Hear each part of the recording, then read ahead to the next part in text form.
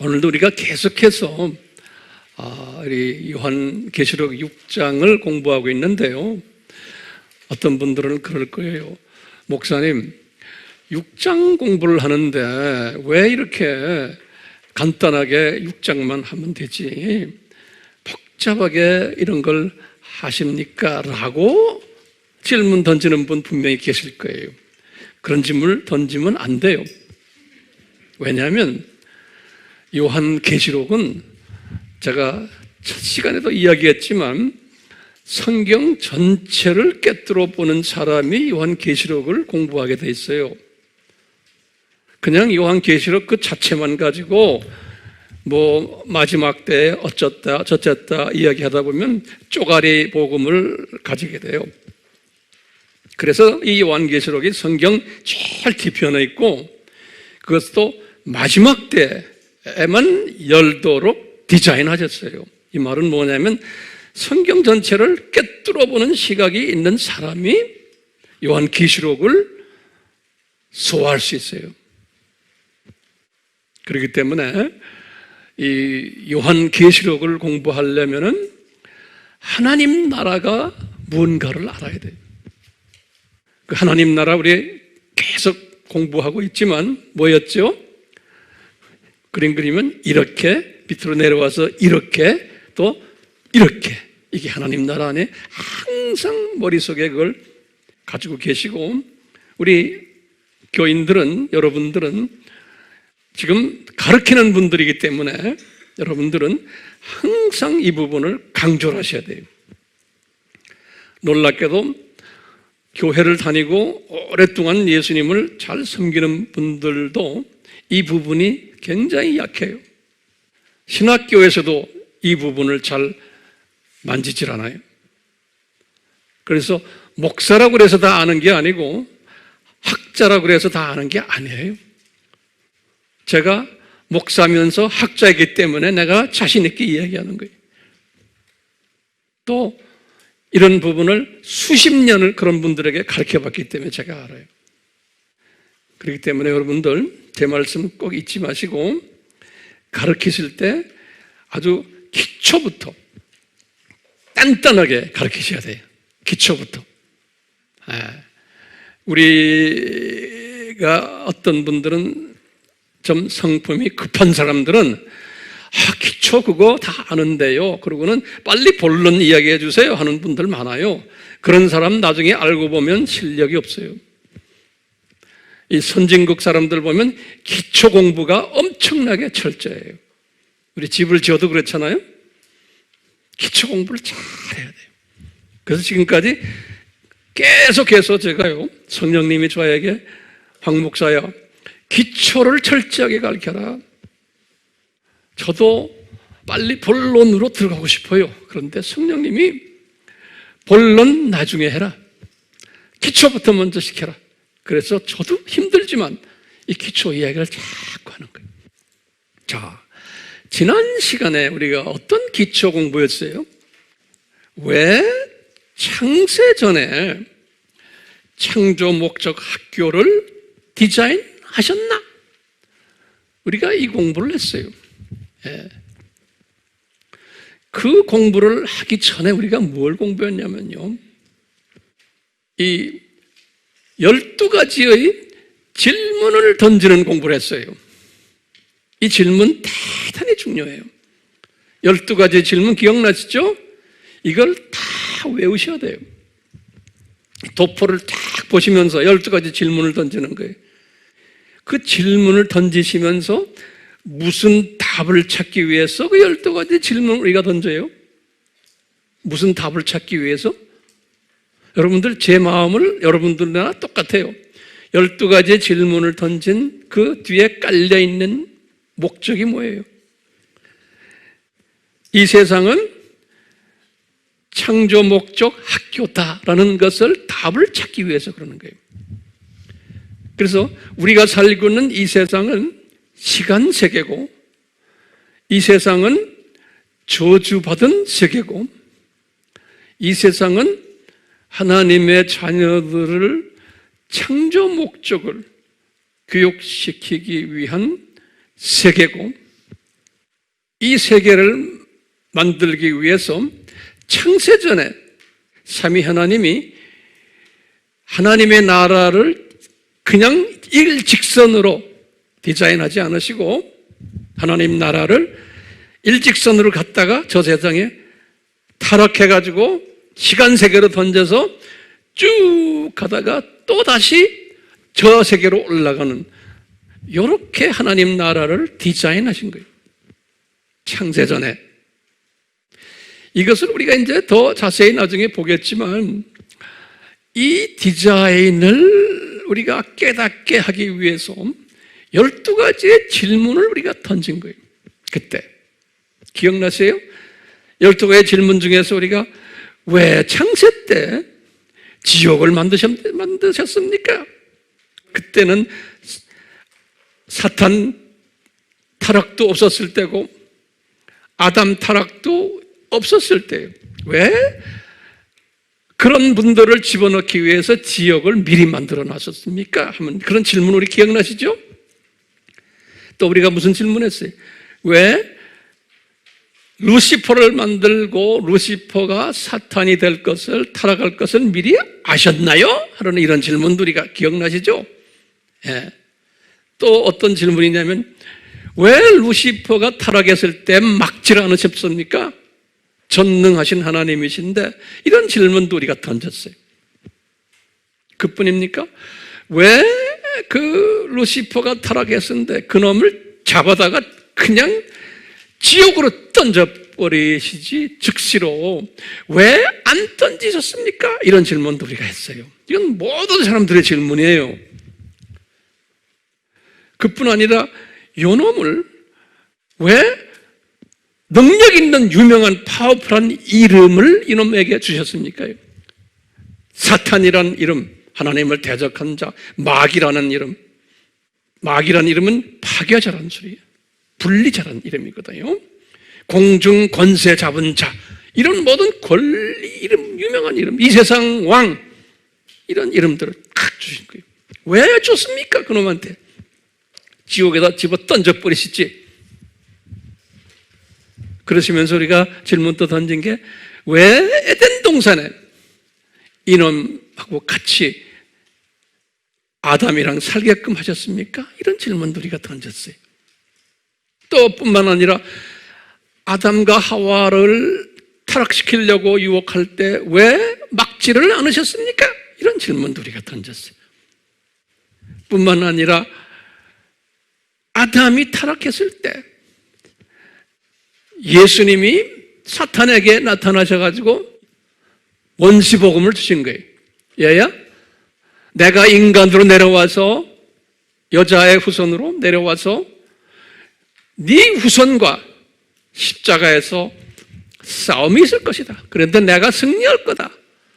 라는 그 복음, 그것이 뭐예요? 원시복음이다. 우리 기억나시죠? 왜 이거를 주셨습니까? 그뿐 아니라 제가 마지막 질문 던졌어요. 창세기 3장 22절에서 24절에 뭐냐면 이게 굉장히 중요한 질문이에요. 이 질문이 뭐냐? 아담이 자기가 죄 지은 것을 알고는 영생을 다시 회복받으려고 에덴 동산에 들어가서 생명나무를 먹으려고 막 할 때 왜 그것을 저지시켰습니까? 그룹 천사들을 보내가지고 화양검으로 탁 막아버린 거예요. 들어가지 못하게. 왜 이렇게 했습니까? 이거는 많은 신학자들이 이걸 가지고 고민을 해요. 그러니까 이런 것이 풀리지 않는 일들이 오늘날 교계 안에 신학계에 지금은 이 문제 해결 못해요. 신학교에서도요. 그런 가운데 우리가 지금 예수님을 섬기고 있네요. 그러니까 지금 12가지 질문을 던진 그 배후에 깔려 있는 게 뭡니까? 다시 말해. 뭘 우리가 알려고 그래요? 이 세상이 창조 목자학교구나. 그리고 또 하나님의 나라가 복, 저주, 복으로 디자인되어 있구나라는 것을 우리가 깨닫게 하기 위해서 그래요. 자, 그런 이야기들을 우리가 쭉 공부했어요. 그럼 이런 것을 깨달은 사람은 이 세상을 보는 시각이 이제 정돈이 되는 거예요. 우리가 이 7000년 이 세상이 이 창조 목적 학교구나. 그 7000년 중에서도 우리가 지금 6000년대에 살고 있는 거예요. 우리가 지금 살고 있는 게요. 그렇죠? 우리가 지금 6000년대에 살고 있는데 이 6000년 가까이 됐을 때 예수님이 공중에서 재림, 지상 재림하신다고 그랬거든요. 성서에 보면요. 6000년이 가까울 때 예수님이. 근데 지상 재림하기 전에 엄청난 산고들이 있을 것을 예수님이 디자인하셨거든요. 그러니까 우리가 지금 이 산고 속에 있는 거예요. 그러니까 이 예수님의 공중재림, 지상재림이 아주 가까운 때 이제 이 창조 목적 학교가 거의 끝나가고 있는 이때에 우리가 살고 있는 사람들이기 때문에 이 큰 그림을 보면요, 이 큰 그림을 보는 사람은 내가 이 산고를 어떻게 소화를 할 것인가라는 최소한의 그 방법론이 나오고 내가 어떻게 이 세상을 봐야 하나를 볼 수 있는 시각이 생기고 세계관이 정립이 되는 거예요. 굉장히 중요한 개념이거든요. 자, 전통적으로 과거 2000년 동안 바울이나 베드로나 또 야고보나 모두 그 유명 인사들까지 다 포함해서요, 원시복음이 오리지널 복음이다라고 믿어왔어요. 이 말은 뭐냐면요, 예수님이 왜 이 세상으로 어린 양으로 오셔서 왜 십자가에서 죽으셨냐? 라고 질문을 던질 때 어떻게들 우리가 이해했냐면요, 아담이 타락했기 때문에 예수님이 이 세상에 오시게 되었다 라고 믿는 거예요. 이제 이것을 우리가 원시복음이다 그러는 거예요. 다시 말하면 최초 복음이다 이렇게 믿는 거예요. 그것을 우리가 헬라 말로 어떻게 했죠? 프로토 에반겔리온 그랬죠? 우리가 내가 칠판에다 여러 번 썼어요. 그러면 여러분들 좀 고민해 보세요. 이 원시복음을 쭉 그동안에 믿어왔고 오늘날도 약간 거의 대부분의 하나님의 자녀들은 이 원시복음을 최초 복음으로 믿어오고 있어요. 오늘날도요. 그러니까 우리가요, 이 원시복음을 최초 복음으로 믿으면은 다 구원받아요. 하나님의 자녀들이에요. 저도 그렇고 여러분들도 그렇고 다 이렇게 믿어서 우리가 하나님의 자녀들이 됐어요. 바울도 개종해서 20년 동안 요 원시복음을 믿어왔고 요 원시복음을 가지고서 바울도 로마 제국을 복음화시키는 일을 열심히 했어요. 그럼 우리가 원시복음을 딱 보면요, 이 원시복음은 단순 복음이에요. 왜요? 아담이 죄를 지었기 때문에 예수님이 오시게 됐다는 거예요. 단순 복음이죠. 얼마나 단순하고 우리가 이해하기도 쉽죠. 또 거기에다가 또 어떤 내용이 암시적으로 있냐면요, 이건 인간 책임이구나. 인간 책임 복음이에요.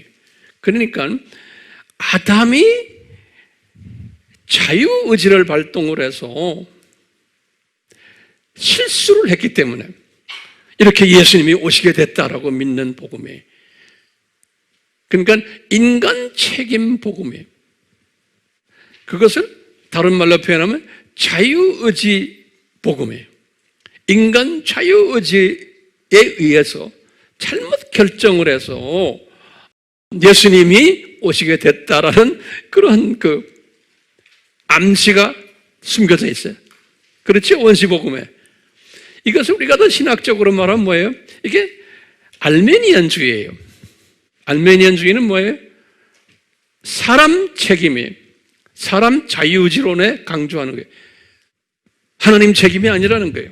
그러니까 아담 타락은 단순적으로 보면 아담이 잘못해서 그래서 예수님이 인간으로 오시기로 결정했다라는 그 사상이에요. 그러니까 이 사상을 가지고 거의 대부분의 하나님의 자녀들이 구원받았어요. 우리도 또 그렇게 이해하고 있고, 그렇죠? 그러니까 이것은 충분해. 구원을 위한 충분한 사상이에요. 바울도 그렇게 했다고 그랬죠? 네. 그런데요, 지금 오늘 우리가 공부하는 것은요, 이 원시복음이 오리지널 복음이 아니라는 것을 제가 지금 여러분들에게 오늘 말씀드리려고 하는 거예요. 오리지널 복음이 원시 복음이 아니라는 거예요. 다른 말로 표현하면요, 아담이 잘못했기 때문에 예수님이 이 세상으로 내려오셔서 저주를 받으신 것이 아니라는 거예요.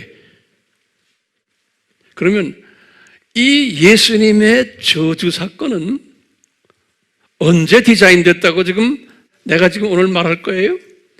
창세전에 이 예수님의 저주받으실 것을 디자인하셨다는 이것을 오늘 제가 설명해 주려고 하는 거예요.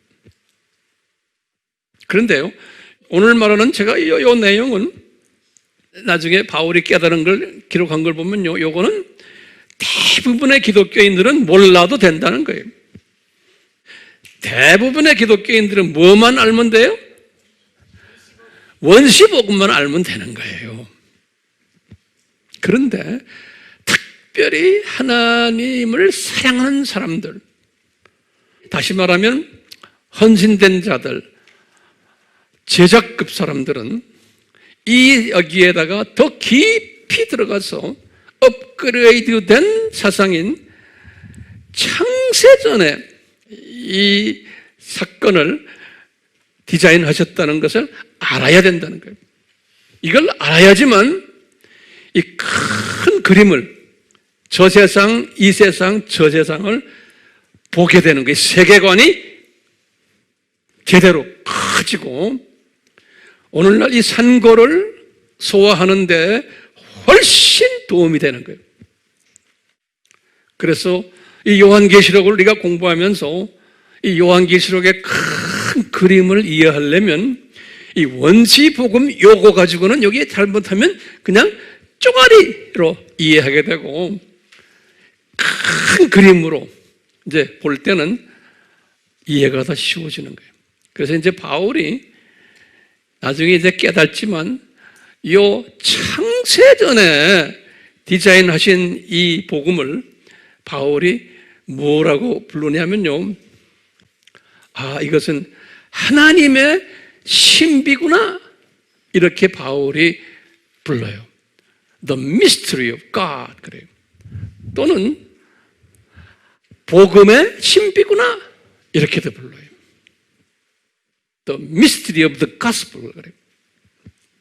그리고는 이 창세전에 이 디자인한 이 십자가를 나중에 이제 바울이 고린도전서 1장에서 뭐라고 부르냐면 이것은 하나님의 지혜구나, 이렇게 불러요. 바울이 깨닫고는 The wisdom of God, 그래요. 또는 바울이 뭐라고 부르냐면 똑같이 고린도전서 1장에서 그래요. This is the power of God, 그래. 하나님의 능력이구나, 이런 표현을 써요. 하나님의 뭐라고 그랬어요? Power of God and wisdom of God, 그런 거예요. 자, 나중에 우리가 시간이 있을 때 잠깐 보겠지만 우선 말이죠, 이 저주 계획을 한번 잠깐 보시면 여기 창세전을 영어로 뭐라 써요? Before, 한번 다시 적으세요. Creation, 그래요. 그리고는 여기 우리 뭐라고 그래요? Fall of 아담 그래요. 그냥 이렇게 적어보세요. 여기 주전 몇 년이에요? 4114년. 이렇게 그냥 외우세요.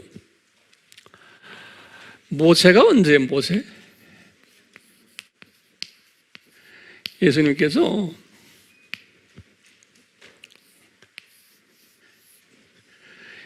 자 보세요. 이 창세전에 이 십자가를 디자인했어요. 창세전에 이것을 저주를 curse라고 그랬죠. 예수님이 curse 받은 거예요. 저주 받으시는 거를 디자인 창세전에. 그리고는 아담이 타락을 해서 이때 프로토 에반겔리온을 준 거예요. 이게 이제 창세기 3장 15절이에요. 프로토 에반겔리온 원시복음이죠. 이렇게 줬어요. 그러다가 이제 모세예요. 모세가 태어난 게 언제냐면요. 1526년이에요. 1526년이요. 모세가 이제 태어난 것이. 그리고는 모세가 출애굽한 거 있죠. 출애굽. 출애굽을 내가 이거 엑소더스로 그래요. 이 출애굽한 게 모세가 몇 살 때예요? 80세죠. 예. 그래서 1446년이 출애굽한 것이 80세 때, 80세 때. 그리고는 모세가 40년 광야에서 사역했죠. 이제 출애굽 해가지고, 그래가지고 모세가 40년 광야 생활 끝나면서 글을 쓴 글이 뭐예요? 신명기. 예. 신명기를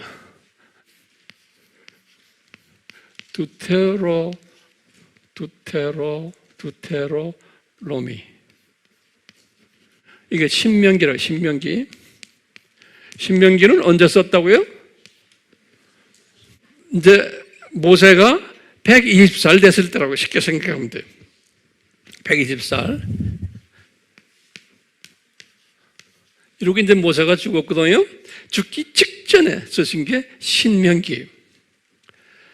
이 신명기를 쓰실 때 뭐 여러 가지 중요한 이야기들 많이 했지만 우리 공부한 그 신명기 21장 23절이 21장 두트로노미 요 말씀을 딱 주셨는데 이 말씀이 뭐냐면 모세에게 그러는 거예요. 모세야, 내가 이제 너에게 법을 줄 텐데 저주받은 사람은 죽는 방법이 있다는 거예요. 하나님 그냥 일반 저주가 아니에요. The curse of God 그래요. 하나님의 저주를 받는 사람은 꼭 십자가에서 달려 죽어야 된다는 거예요. 이렇게 말하는 거예요.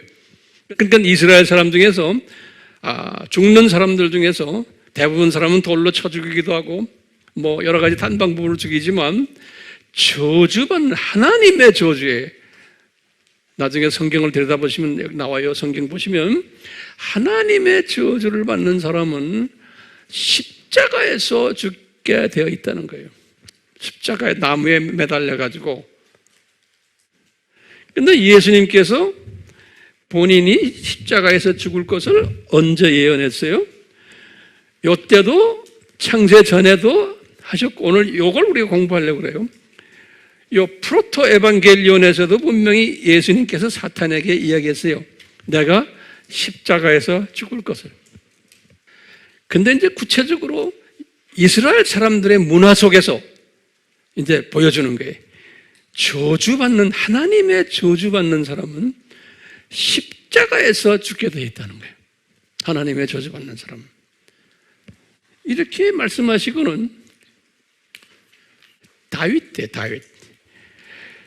다윗은 왕이 된 게 1040년이거든요. 그래서 1040으로 그냥 쓰세요. 이 다윗 때 다윗에게 환상으로 딱 보여주시는 거예요. 우리 잘 아는 시편 22편 1절이 다윗에게 환상으로 보여주시는데 뭐냐?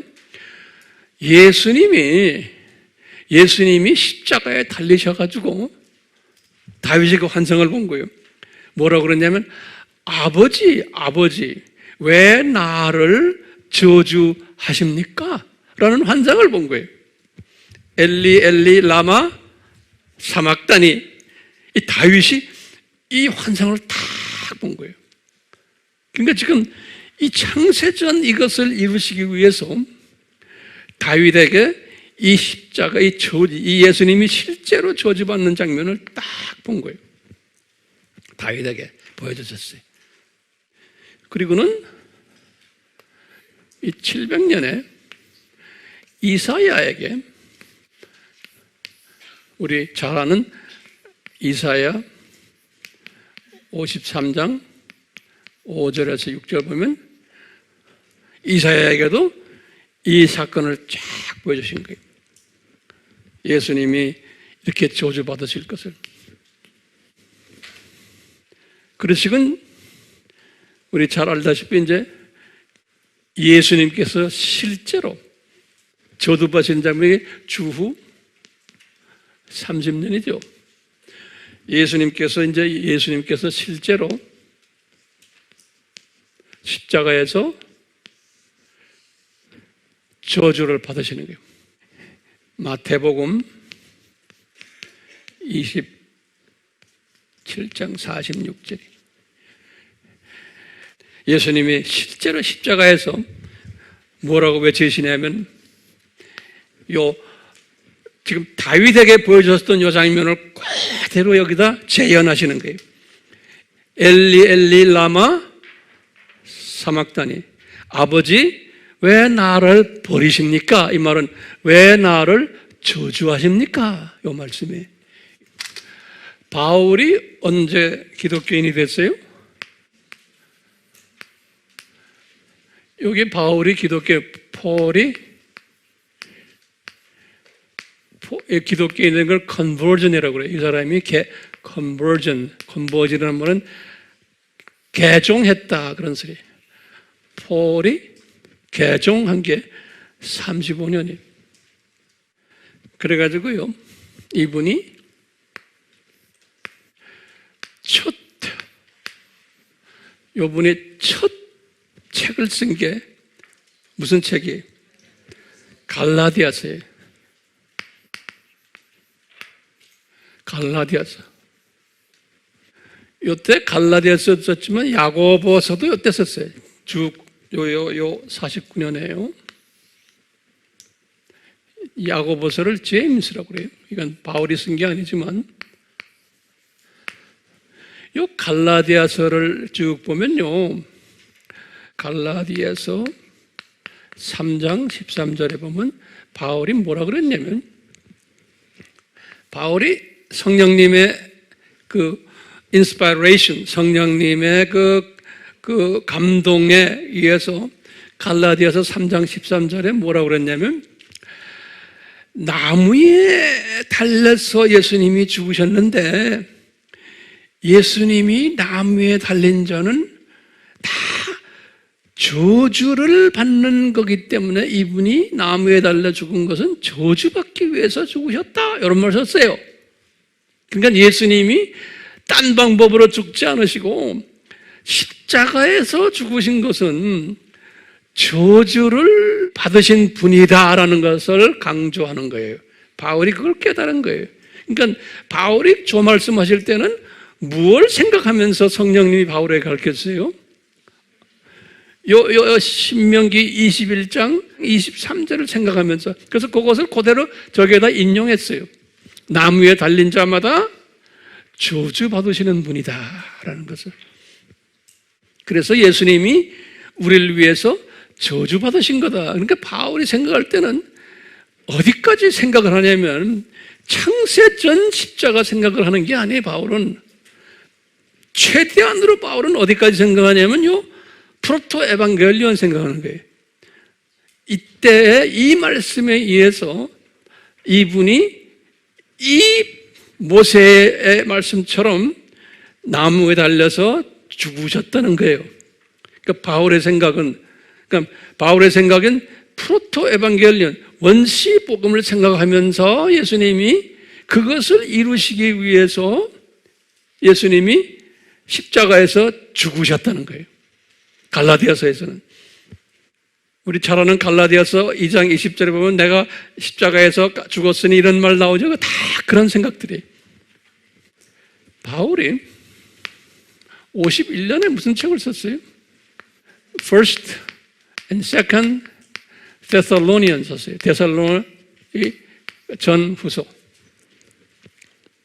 First and Second Thessalonians 썼어요. 갈라디아서는 첫 번째 책이고 데살로니가 전후서가 두 번째 책들이에요. 이때도 이번엔 생각은 예수님이 죽으신 것은 아담이 잘못 자유의지를 발동해서 아담 때문에 예수님이 이렇게 죽으셨다라는 논리를 항상 펼치고 이분도 그렇게 믿고 있었어요. 근데 이분이 55년에 뭘 썼어요? First and Second Corinthians 썼어요. 이때 이 고린도 전서를 쓰시면서 깨달음이 딱 온 거예요. 성령님이 이분에게 가르쳐 주는 거예요. 뭘 가르쳐 주느냐? 바울아, 예수님의 십자가 사건은 프로토 에반겔리온 때문에 십자가에서 죽으신 게 아니다. 그러면서 뭐냐면요, 이것은 창세전에 디자인된 거다라는 걸 가르쳐 주는 거예요. 그래서 이제 이 1 Corinthians 2:7에 그래요. 창세전에 디자인된 거다. 예수님의 십자가가 창세전이라는 거예요. 창세전. 그러니까 보세요. 이분이 개종해가지고 딱 20년 후에 이것을 깨닫게 하는 거예요. 그러니까 이분이 개종해가지고 처음 20년 동안은 뭐를 믿고서 이분이 주님을 섬겼어요? 프로토 에반겔리온만 믿고서 전했어요. 근데 고린도 전서를 쓰시면서 싹 달라졌어요. 성령님이 가르쳐 주는 거예요. 탁 지혜와 통찰력을 주시면서 가르쳐 주시는 거예요.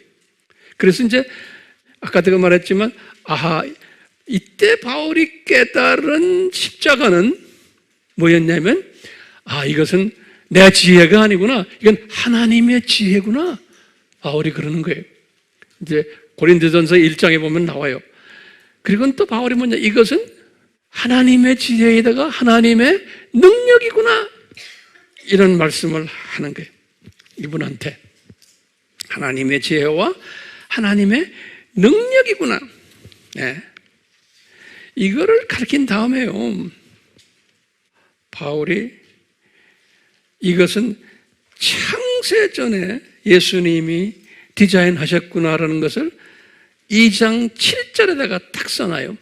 창세전에 2장 7절에다가 무슨 말씀하시냐면 창세전에 이렇게 디자인하셨는데 이것을 그동안 감춰두셨다는 거예요. 그런 말을 써요. 감춰두셨다는 거예요. 이것을 아무도 못 알아보게 덮어놨다는 거예요. 그러다가 이제 와서 오픈하신다, 계시하신다. 그래서 오늘을 보면요, 리빌, 뚜껑을 여신다. 이제라는 게 지금 언제예요? 요 55년에. 그러니까 바울이 그때 뚜껑을 열으니까 이게 바울이 보이는 거예요. 예.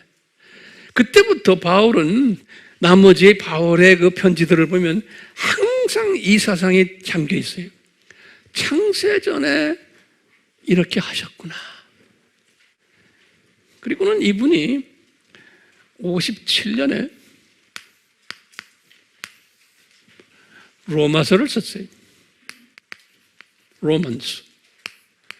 이 로마서는요, 기가 막힌 바울 서신 최고 서신. 왜냐하면 로마에 있는 소위 지식인들, 소위 금수저들, 이 안에서 이분들 중에서 기독교인이 된 사람들이, 이 사람들을 향해서 편지를 쓴 게 로마서거든요. 그래서 이 사람들을 생각하면서 쓰실 때 로마서는 우리 알다시피 1장에서부터 8장은 기독교의 핵심 교리를 설명해 주는 거예요. 그러니까 바울이 깨달은 거예요. 그 다음에 바울이 9장에서부터 11장까지는 뭐예요? 유대인과 이방인들과의 그 관계성을 바울이 깨달은 거예요.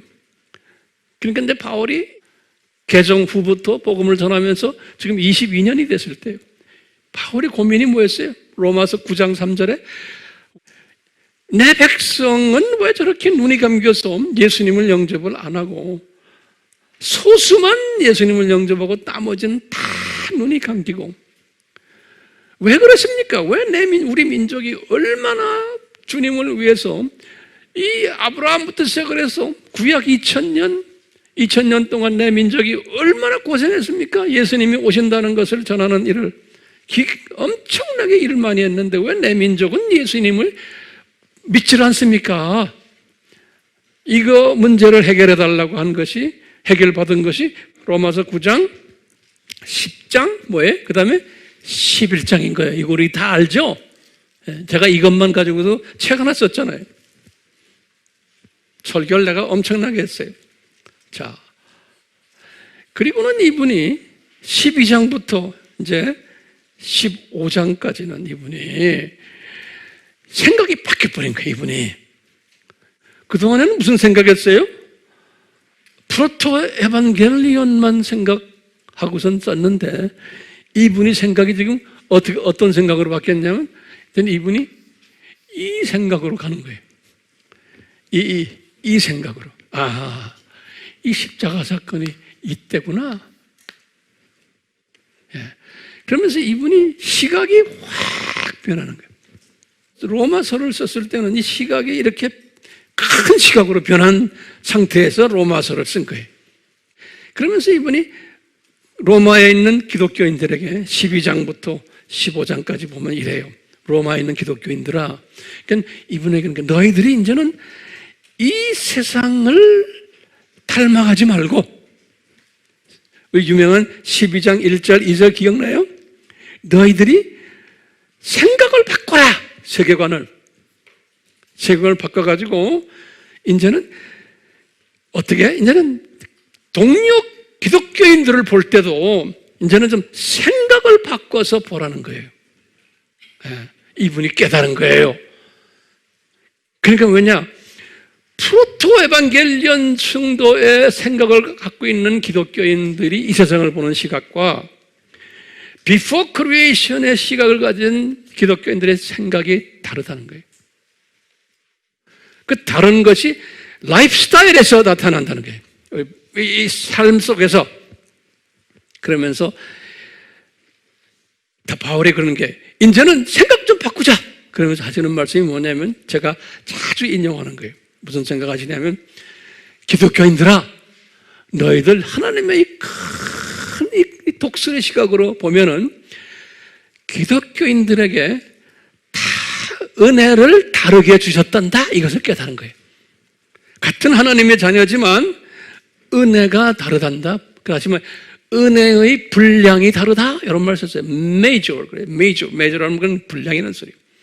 사람마다 은혜의 분량이 다르단다. 하나님의 자녀지만, 이 생각을 바울도 가지게 된 거예요. 그 다음에 두 번째는 뭐냐면, 은혜의 분량만이 아니고 은사의 분량도 다르단다 그러는 거예요. 은사도 다르다는 거예요. 분량이 다르다는 거예요.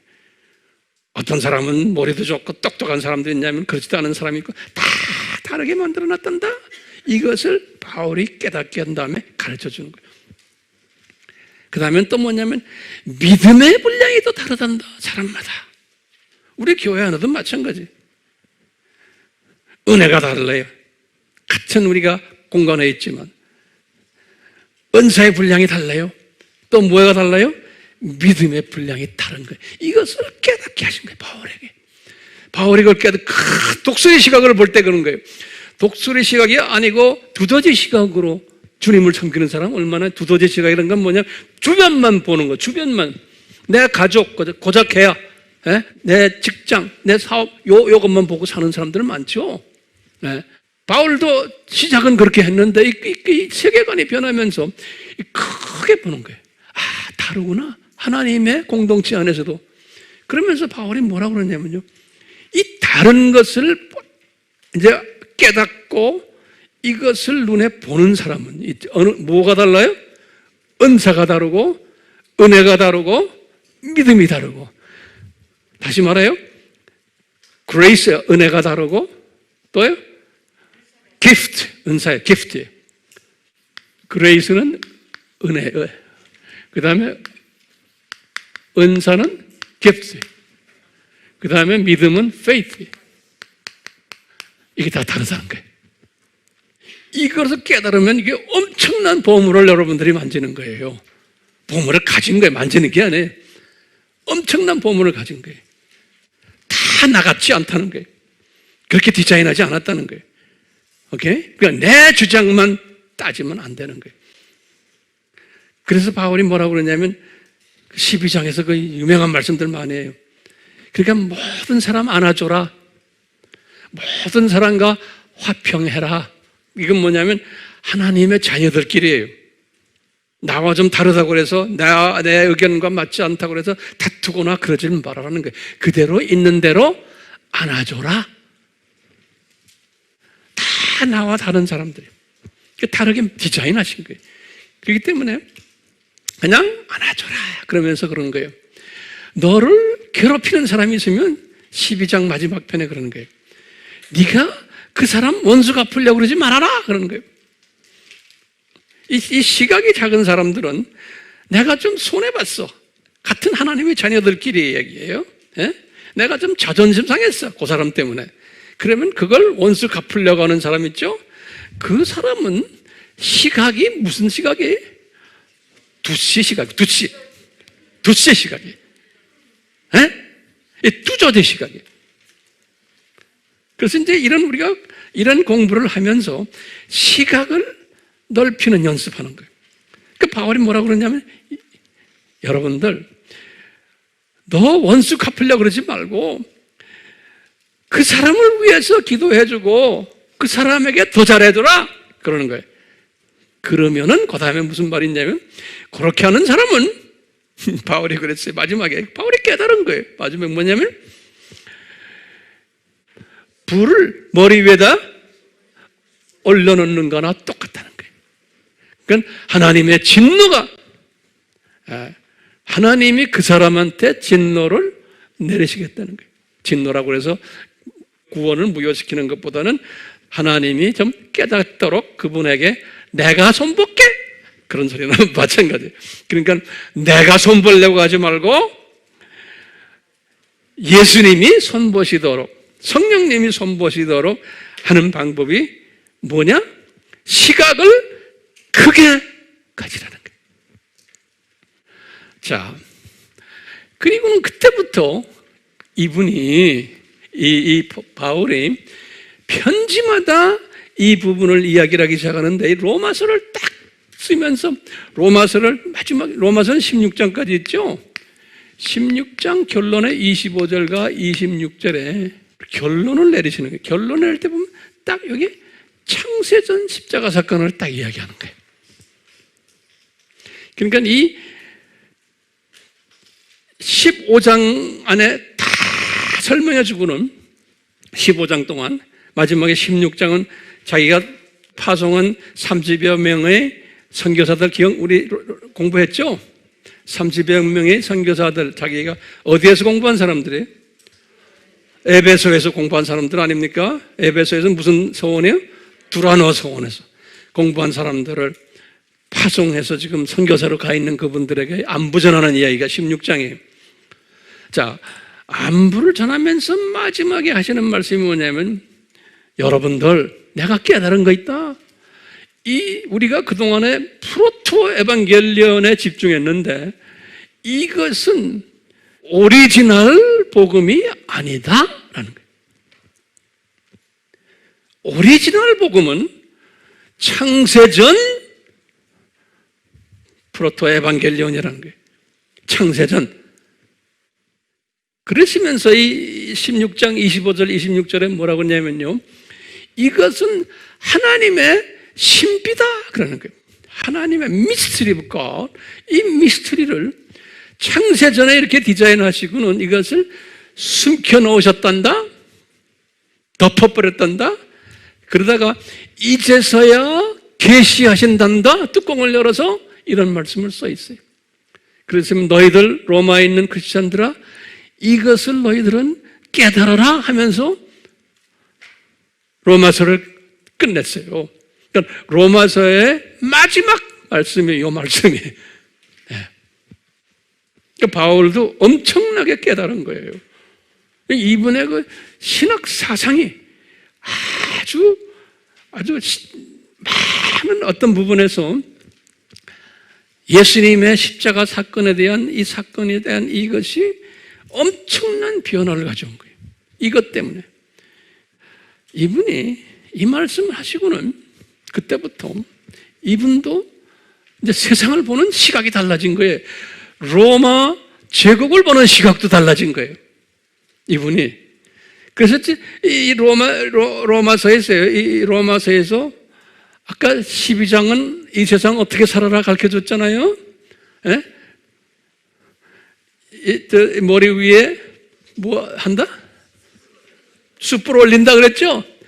그리고는 13장에 가서 딱 하시는 말, 13장에, 로마서 13장에서 이분이 그러면서 이 크리스찬들에게, 얘들아, 지금 네로 왕이 우리를 엄청나게 괴롭히고 있지? 우리 기독교인들, 우리가 지금 엄청난 그 사람들에게서 지금 우리가 어려움 당하는데, 예? 선한 왕이 없잖아, 이 로마 제국에. 그런데 뭐라 그래? 네로 왕, 그 악한 놈, 그놈 우리를 다 죽이려고 그러지? 이놈 하나님이 세운 종이라는 거예요. 그러니까 반정부 운동 하지 말아라 이게. 반정부 운동을 하면 너희들 하나님을 대적하는 행위다 그러는 거예요. 기가 막힌 말씀을 하시는 거예요. 예? 13장 1절에서부터 3절 이야기.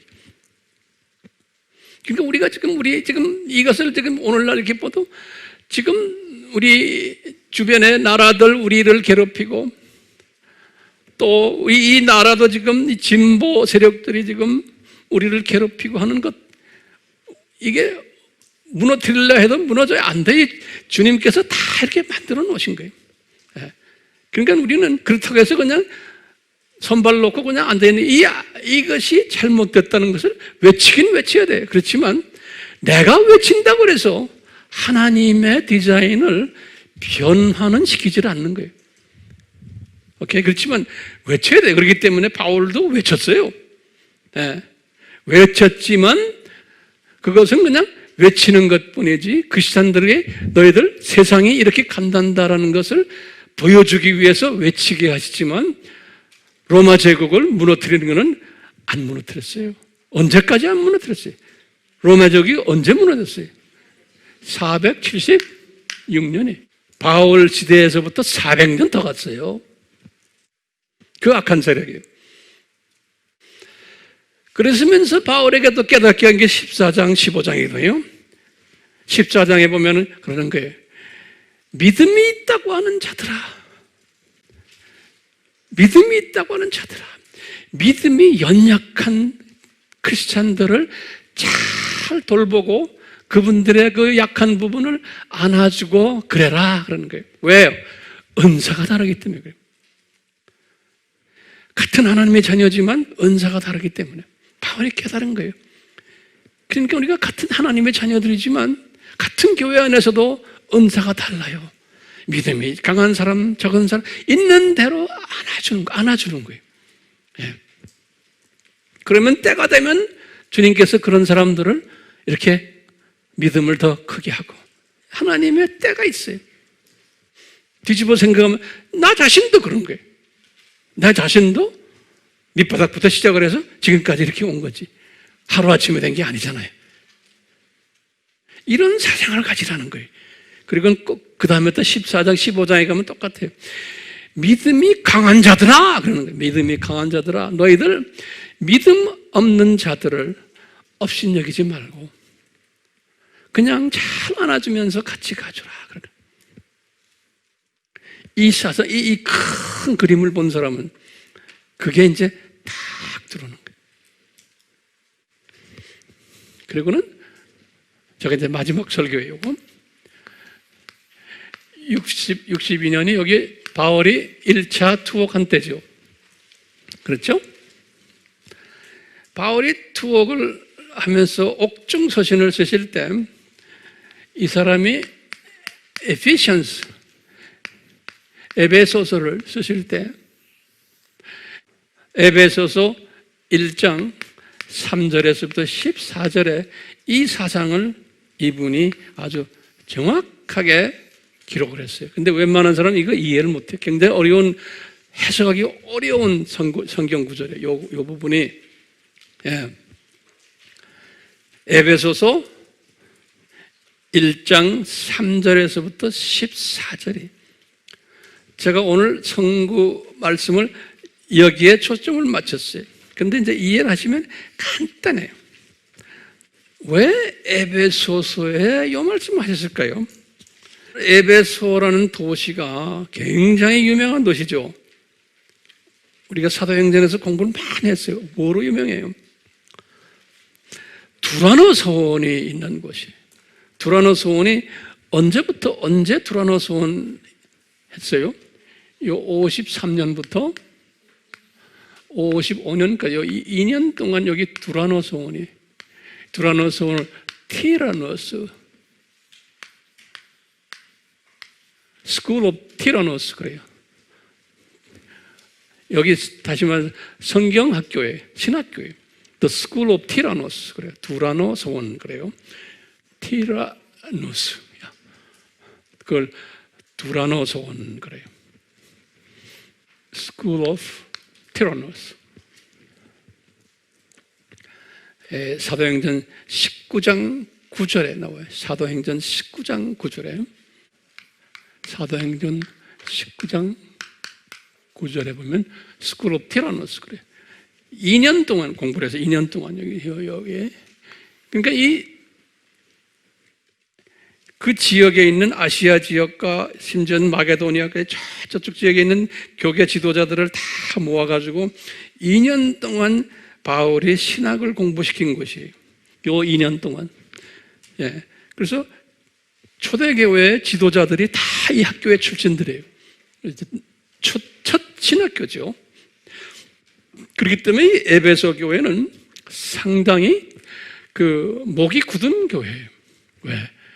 우리가 첫 신학교를 배출한 도시고 에베소 교회 장로님들이 굉장히 프라우드한 사람들이에요. 그래서 이런 사람들에게 나중에 이제 에베소를 떠날 때 에베소 장로들에게 설교한 거 우리 공부했죠? 다 공부했죠? 그런 에베소에다가 이분이 그동안에는 뭘 가르쳤냐면 프로토 에반겔리온을 가르쳤는데 두라노 소원에 있을 때도 그것을 가르쳤는데 이 말은 뭐예요? 아담이 타락했기 때문에 예수님이 오시게 됐단다? 이 사상이에요. 그렇죠?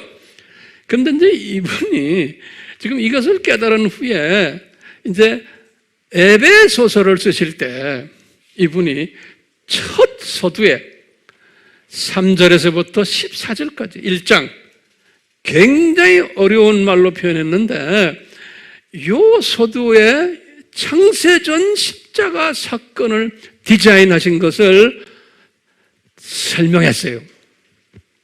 에베소서에. 여러분들 집에 가서 이제 그걸 읽으시면 이게 상당히 이해하기가 복잡하게 써놨어요. 그래서 우리 신학자들이 이 부분을 주석을 담글라가 몇 개를 보면 다 제 마음에 안 들어요. 아주 유명한 사람들도 보면 마음에 안 들어요. 왜? 이것을 보질 못한 거예요. 그렇기 때문에 그런 식으로 써놓은 거예요. 이것을 보질 못해서. 그래서 제가 여러분들 노트에 좀 적어보세요. 이것을 바울이 쓴 것을 제가 좀 간단히 정리를 해드릴게요.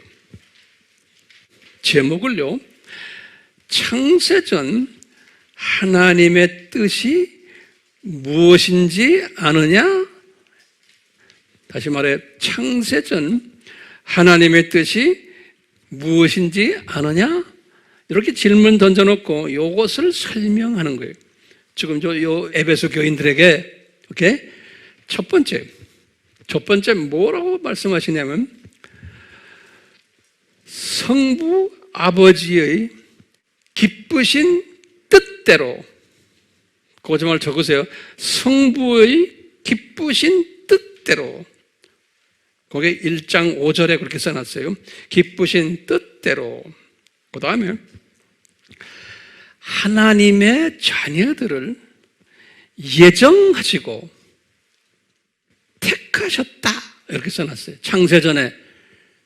거기 1장 4절에 그렇게 써놨어요. 그러니까 4절과 5절에 그런 말이 써 있어요. 이건 이제 에베소 교인들에게 가르쳐 주는 거예요. 너희들이 택함 받았는데 창세전에 아버지 하나님의 깊은 뜻에 의해서 너희들을 예정하시고 택하셨단다. 이 말을 먼저 탁 써놨죠. 두 번째는 뭐라고 써놨냐면, 근데 우리가 이거 굉장히 중요한 개념들이 숨겨져 있어요. 두 번째는 예수 그리스도를 통해서 너희들을 하나님의 아들 되게 하셨단다, 그러는 거예요. 5절에. 그러니까 여기 굉장히 중요한 게, 아버지가 그렇게 아버지의 뜻을 가지고 하셨지만 꼭 누구를 통해서요? 예수 그리스도를 통해서예요. 그러니까 예정을 해놨지만 예수님을 통해야지만 되는 거예요. 그래야지만 하나님의 아들이 된다는 거예요. 5절에. 그렇기 때문에 우리가 예수님이 그렇게 중요한 거예요. 기독교는요. 그 다음에 세 번째, 이렇게 예정받은 너희들을 하나님 앞에, 그러니까 하나님이란 건 항상 대부분의 하나님 하면 성부 하나님이에요. 성경에서는요, 바울이 말할 때 성부 하나님 앞에 너희들을 거룩하고 흠이 없는 그러한 존재들로 만드시기를 원하신단다. 하나님 앞에 너희들을 거룩하고 흠이 없는 존재들로 만드시기를 원하신단다. 이런 말씀을 하셨어요. 그 다음에 네 번째로, 이 하나님의 자녀들에게 하늘에 속한 모든 신령한 복을 주시기를 디자인하셨단다, 그러는 거예요. 이 하나님의 자녀들에게 하늘에 속한 그랬어요. 모든 신령한 복들을 주시기를 디자인하셨단다. 3절에 이렇게 써요. 3절에. 이것은 무슨 말이에요? 하늘에 속한 모든 신령한 복을 주신다는 게 무슨 말이에요? 우리 공부했죠? 육, 혼, 영의 복을 주신다는 거예요. 창세전에 다 그렇게 디자인하신 거예요. 거기다가 14절에 보시면, 1장 14절에 하나님이 너희들에게 그 복에다가 기업을 주신다는 거예요. 기업을. 기업이란 말은 뭐냐면 유업, 영어로는 inheritance 그래요. inheritance. 짭을 주신다는 거예요. 그게 무슨 짭이에요? 창조 목적 파트너 짭을 주시는 거예요. 창세기 1장 28절에 그냥 흠없이 온전하게 거룩하게 만들어 놓고는 그걸로 끝나는 게 아니고 거룩한 신령한 복을 주시고는 육혼령의 복을 주시고 그것만 끝나는 게 아니고 거기다가 짭을 주신다는 거예요. 창조 목적 파트너 짭을. 그게 3절 또 14절 창세기 1장 28절 이렇게 다 적혀 있어요. 그게 네 번째 아이디어예요. 지금 이 속에 깔려있는 이야기를 제가 지금 하는 거예요. 이 속에 깔려있는 이야기. 그리고는 뭐라고 그랬냐면요. 다섯 번째, 이 복은 은혜로 주시는 거다 그랬어요. 은혜란 말은 뭐냐면 free gift란 소리. 은혜란 말은요, grace란 말은 free gift, 은혜로 거저 주시기로 하셨단다 이렇게 써있어요. 6절에 이 복을 은혜로 거저 주시기로 하셨단다.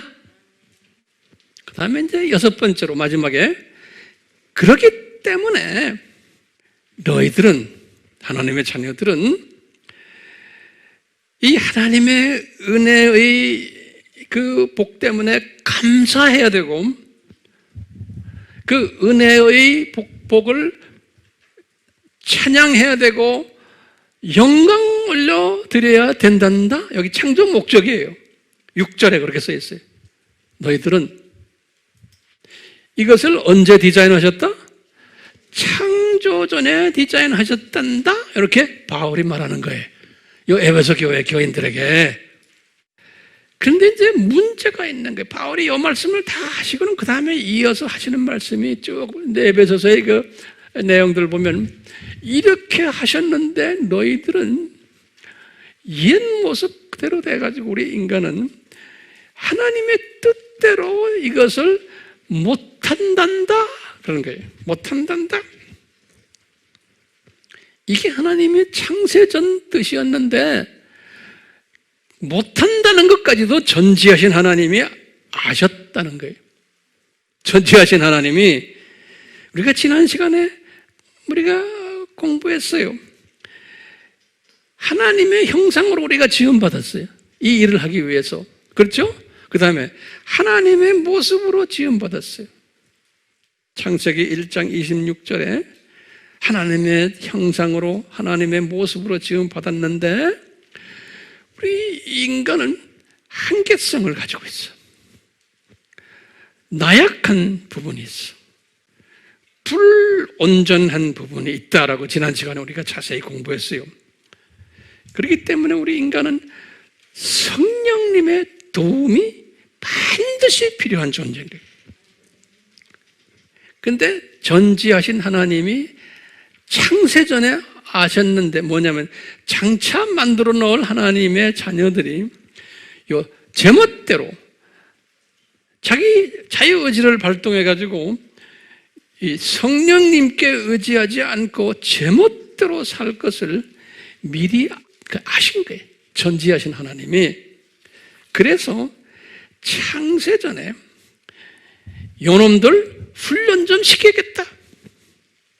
창조 목적 훈련을 좀 시켜야겠구나.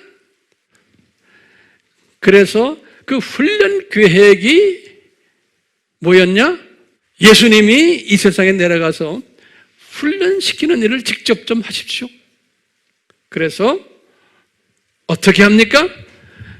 이놈들에게 복을 줬다가 저주를 받게 한 다음에 예수님이 이놈들의 저주를 대신 좀 져주시고, 그리고는 이걸 깨닫고는 감사합니다 해놓고는 다시 영원 세계로 불러드립시다.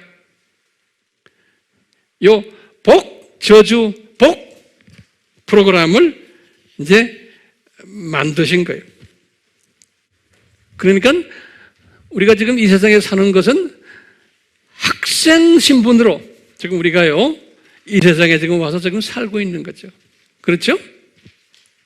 잠깐 이 세상에 와서 지금 학생 신분으로 지금 살고 있는 거예요.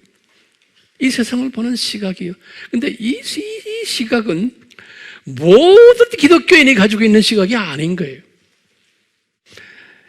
요 에베소서에서도 말하기를 뭐냐면요, 요 에베소서에도 그렇고 요 고린도 교회도 그렇고 뭐가 들어가 있냐면, 여기 보면요, 하나님을 사랑하는 사람들이 요 사상을 깨닫게 된다는 거예요. 다시 말하면 이걸 뭐라고 그러냐면요, 요 에베소서에도 그랬어요. 그 한국말 표현이 뭐냐면 경륜, 맞아요. 우리 그런 말 들었죠? 하나님의 경륜이라는 말이 있어요. 하나님의 경륜이 찼을 때 이런 단어를 썼어요, 바울이. 이 뭐냐면요, 이 경륜이란 우리 말이 뭐냐면 영어로는 dispensation 그랬어요. dispensation이라는 거는 우리 세대주의 할 때 dispensationalism 그러죠. 이 세대라는 게 하나님의 계획 또는 하나님의 그 주어진 기간이 있어요. 그 기간이라는 의미, 하나님의 때가 있어요. 경륜이라는 뜻이 inheritance. 그걸 또 어떻게 또 우리가 번역을 하냐면 섭리라고 번역을 해요. 섭리는 providence 그런데요. providence 이건 섭리. 또는 아까 뭐랬지? 경륜은 dispensation 그래요. 이건 경륜이에요. 하나님의 뜻에 따라서 하나님의 때가 있는 거예요. 하나님의 때가 있는데 그것은 이제 전도서 3장에서 그랬죠. 모든 것은 때가 있다 그랬죠. 지금 이 사상이 굉장히 중요한 사상이에요.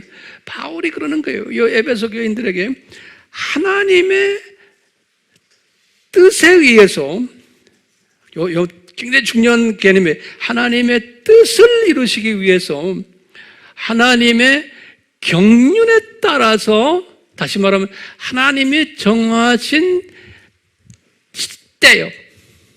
거기에 의해서 바울이 나도 이것을 깨달았다는 거예요. 그러니까 바울이 개종에서는 이것을 깨닫지 못하도록 하신 거예요. 20년을 훈련시킨 다음에 하나님의 때가 되었다. 그럴 때 이것을 바울이 깨달았다는 거예요. 그러니까 여러분들도 때가 되니까 이것을 깨달을 수 있는 거예요. 그러니까 못 깨달아도 괜찮죠? 다 구원받은 사람들이에요. 그런데 왜 이것을 깨달아야만 되는가? 특별한 사람들은, 그러니까 하나님을 사랑하는 자들은 이것을 하나님의 경륜에 의해서, 섭리에 의해서 때가 되면 깨닫게 디자인됐다는 거예요. 그러면 여러분들, 왜 여러분들은 이것을 하나님의 사랑하는 자들이라고 가정한다면 오늘 제가 말씀드리는 이것을 깨닫게 되는 거예요. 완전히 깨닫지 못하지만 어느 정도 희미하게나마 깨달을 수 있는 거예요. 이것은 크신 은혜예요. 이 깨달으면 어떻게 돼요? 깨달으면 이것이 보이는 게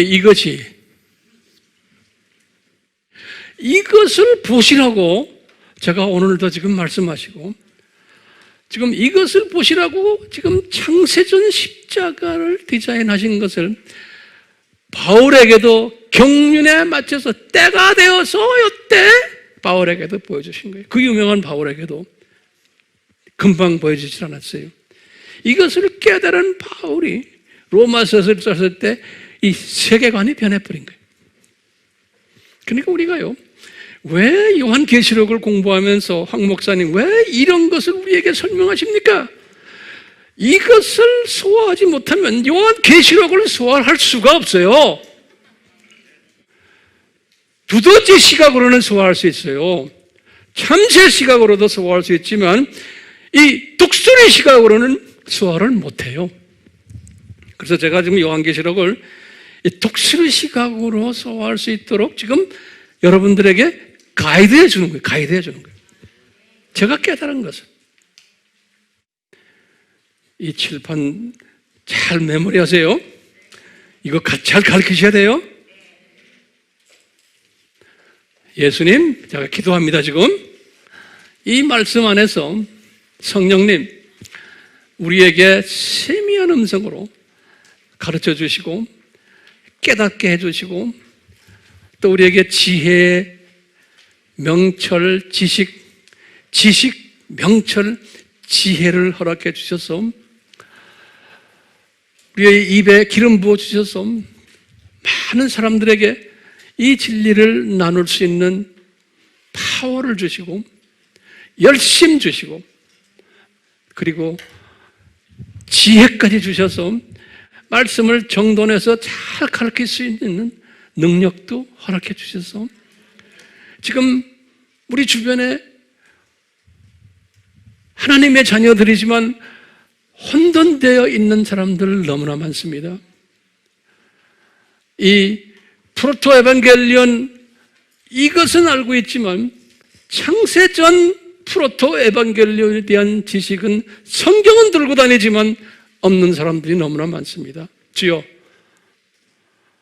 다는 아니지만 소수라도 이 주님이 가르쳐 주신 바울이 깨달은 것을 내가 깨닫고 나누는 우리 모두가 되도록, 나누는 것만이 아니고 나의 시각이 이 산고 시대에 내가 어떻게 이 산고를 소화하나 되는 그런 지혜를 가지는 그런 복된 자들 되도록 은혜 내려 주시옵소서. 예수님의 이름으로 기도드리옵나이다. 아멘.